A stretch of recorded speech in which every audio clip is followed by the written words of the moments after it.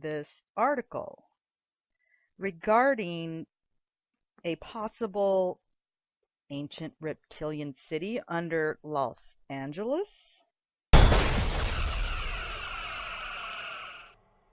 This map is an essential ingredient of a story that has Indiana Jones written all over it, secret caves, a lost civilization, and above all, a treasure trove of gold in unimaginable quantities.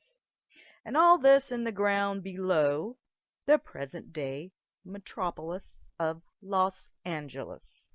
The extracts from the LA Times of January 29, 1934, details the incredible story of G. Warren Shufelt, a mining engineer who had been told of the underground city and its treasures by a wise old Indian, had consequently located it via radio X-ray, and was currently sinking shafts into the ground to reach it.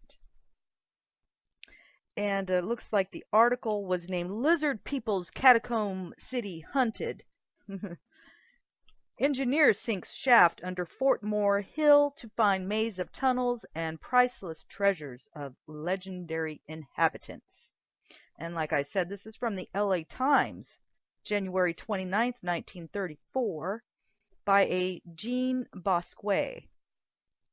It says, busy Los Angeles, although little realizing it in the hustle and bustle of modern existence, stands above a lost city of catacombs filled with incalculable treasure and imperishable records of a race of humans further advanced intellectually and scientifically than even the highest type of present-day peoples, in the belief of G. Warren Shufelt, geophysical engineer, now engaged in an attempt to wrest from the lost city deep in the earth below Fort Moore Hill the secrets of the lizard people of legendary fame in the medicine lodges of the American Indian.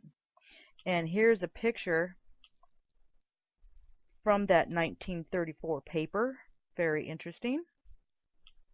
So firmly does Shufelt and a little staff of assistants believe that a maze of catacombs and priceless golden tablets are to be found beneath downtown Los Angeles, that the engineer and his aides have already driven a shaft 250 feet into the ground, the mouth of this shaft being on the old Banning property on North Hill Street overlooking Sunset Boulevard, Spring Street, and North Broadway.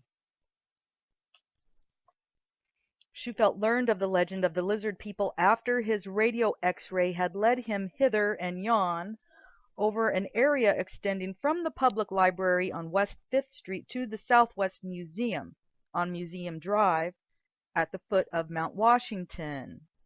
Here are some more pictures.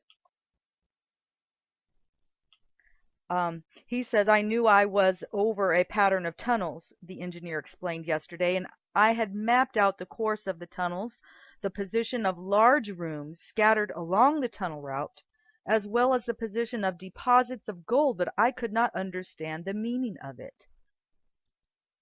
According to the legend as imparted to Shufelt by Macklin, the radio X-ray has revealed the location of one of 3 lost cities on the Pacific coast, the local one having been dug by the lizard people after the great catastrophe which occurred about 5,000 years ago.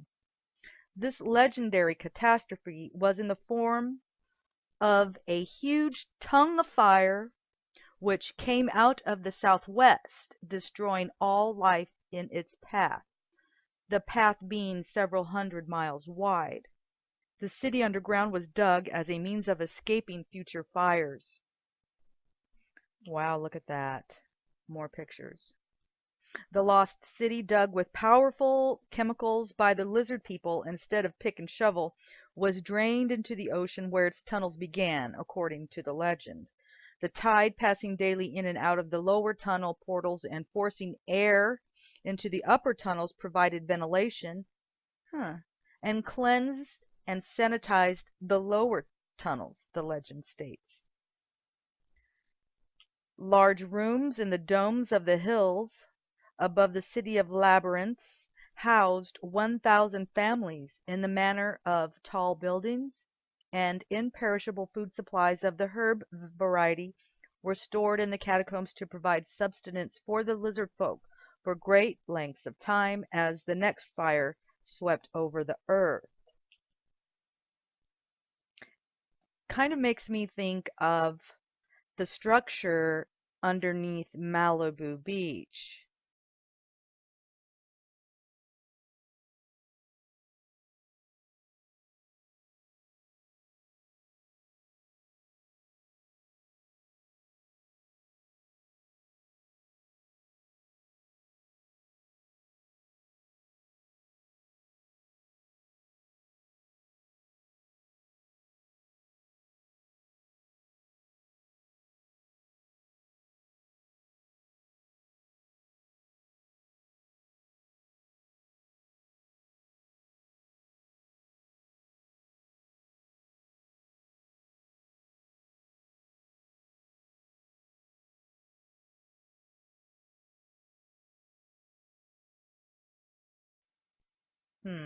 The lizard people, I'll go on to read, the legend has it, regarded the lizard as the symbol of long life. Their city is laid out like a lizard, according to the legend. Its tail to the southwest, far below Fifth and Hope Streets, its head to the northeast at Lookout and Marta Streets. The city's key room is situated directly under South Broadway, near 2nd Street, according to Shufelt and the legend.